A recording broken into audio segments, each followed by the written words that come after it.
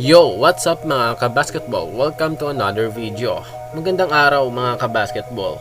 Narito na ang pinakamainit at pinakamabigat na laban ng women's basketball ng SEA Games 2025. Philippines kontra Thailand sa finals, laban para sa gold medal. Home court ng Thailand, dikit ng pressure at buong Southeast Asia ang nakatingin. Tanong ng lahat, kaya bang kunin ng Pilipinas ang ginto sa mismong Thailand? Simulan na natin ang buong kwento ng laban. Opening starting lineup. Maagang ipinakita ng dalawang kupunan ang intensity ng finals. Parehong naka-best lineup, parehong agresibo sa depensa at mabilis ang opensa. Ang Gilas Pilipinas Women agad nagpakita ng kumpiyansa, samantala ang Thailand suportado ng home crowd at agresibo rin sa simula. Random agad na hindi ito basta laro, finals level basketball talaga. First quarter, Thailand 19 and 22 Pilipinas. Sa unang quarter, dikit agad ng laban, sinubukan ng Thailand ng magdikta ng tempo gamit ang bilis na ball movement at inside attacks.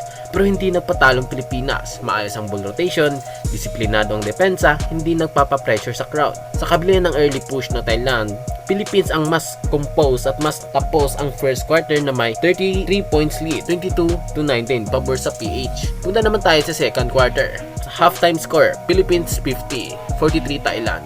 Dito na unting-unti kinokontrol ng Pilipinas ang laro. Mas naging agresibo ang Gilas Women sa fast break, mas naging madalas ang opensa, at mas naging sulit ang help defense.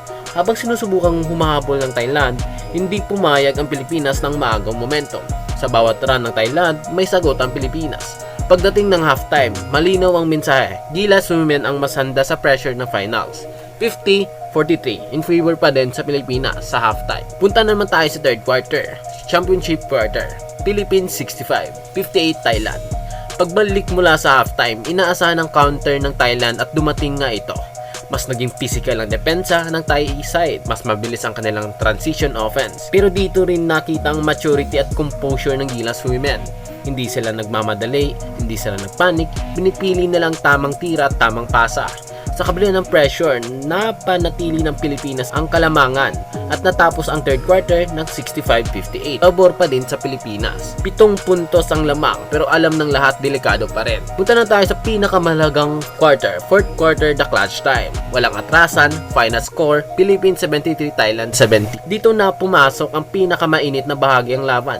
Lahat ng tira may bigat, lahat ng turnover may kapalit, lahat ng depensa may kahulugan, umuusad ang Thailand sa tulong ng crowd at unting-unti nabura ang lamang ng Pilipinas. Sa huling minuto, naging isang possession game ang final. Pero sa pinaka-importanting sandali, mas kalmado ang Pilipinas, mas disiplinado ang depensa, mas matibay ang loob. Sa kabila ng late push na Thailand, kinuha ng Pilipinas ang huling puntos at huling depensa. Final score 73-70. Panalo ang Pilipinas. Sa gitna ng home ground ng Thailand, sa ilalim ng matinding pressure, pinatunayan ng Gilas Pilipinas Women Team na sila ang pinakamahusay sa SEA Games 2025. Hindi lang ito panalo sa scoreboard, ito ay panalo ng puso, disiplina at paniniwala sa isa't isa. Pilipinas Gold Medalist. Isa sa nakasaysayang panalo para sa women basketball ng bansa. Kung nagustuhan nyo ang breakdown ng finals na ito, i-like, i-share at mag-subscribe para sa mas marami pang Gilas at SEA Games content. Para sa bayan, para sa ginto. Pilipinas.